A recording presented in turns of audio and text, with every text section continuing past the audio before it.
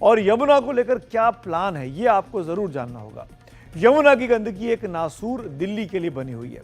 तमाम राजनीतिक दलों की सरकारें आई, उनके लंबे चौड़े वादे आए, लेकिन दुर्भाग्य से यमुना के गंदे पानी में बह गए। आम आदमी पार्टी के नेता और पूर्व मुख्यमंत्री अरविंद केजरीवाल ने 10 साल तक यमुना की सफाई का वादा तो किया, लेकिन वो वादा पूरा तक नहीं कर पाए। केजरीवाल की हार से सबक लेते हुए बीजेपी अब कोई रिस्क नहीं लेना चाहती है, क्योंकि बीजेपी केंद्र में भी है और राज्य में भी है। इसीलिए उसने पहले ही दिन यमुना से अपने भावुक नाते का इजहार यमुना आरती से करके दिया। लेकिन बड़ा सवाल यह है कि यमुना साफ कब तक होगी। देखिए ये खास रिपोर्ट।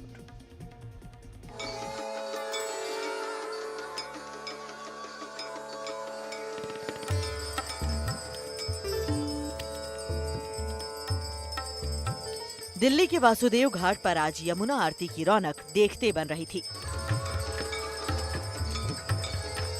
उस आरती कार्यक्रम में सरकार का रुतबा भी चमक रहा था। मुख्यमंत्री रेखा गुप्ता अपनी कैबिनेट के साथ वहां पहुंची। घाट पर आती ठंडी हवाओं के बीच आरती से उठती लौ ने लोगों को मोहित कर दिया। लेकिन एक चीज थी जो वहां मौजूद वीआईपी और तमाम जनता को परेशान कर रही थी, और वो थी यमुना नदी से आई गंदी बदबू। अब मुख्यमंत्री रेखा गुप्ता ने यमुना को शुद्ध करने की ठानी है।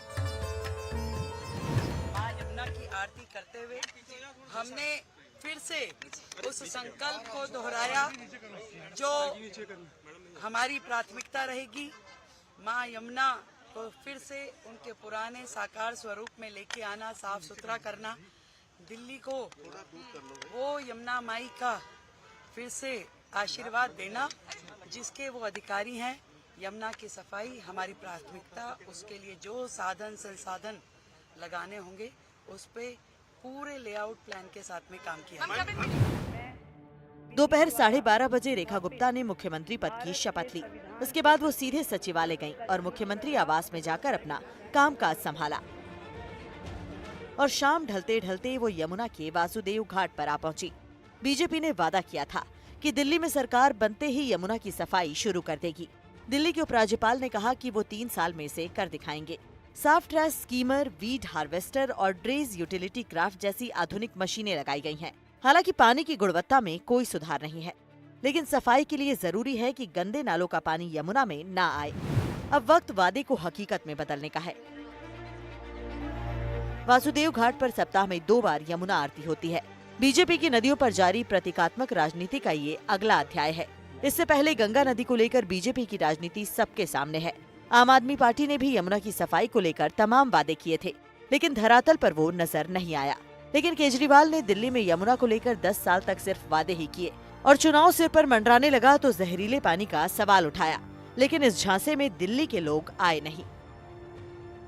दिल्ली वासी क्यों, सभी देशवासी चाहते हैं कि दिल्ली से गुजरते वक्त यमुना साफ रहनी चाहिए, यमुना साफ होनी चाहिए। 70 साल लगे यमुना को इतना गंदा होने में। ये 70 साल का जो खराब किया हुआ सारा काम है, ये 2 दिन में तो ठीक नहीं हो सकता। तो मैंने इस वाले चुनाव में, जब दिल्ली का चुनाव लड़ा था, मैंने प्रॉमिस किया था दिल्ली वालों के कि अगले चुनाव तक मैं यमुना को साफ कर दूंगा, और अगले चुनाव के पहले मैं भी यमुना में डुबकी लगाऊंगा और आप सब लोगों को यमुना के साफ पानी में डुबकी लगवाऊंगा। यमुना का सवाल इस चुनाव में अचानक से बेहद गंभीर और महत्वपूर्ण हो गया।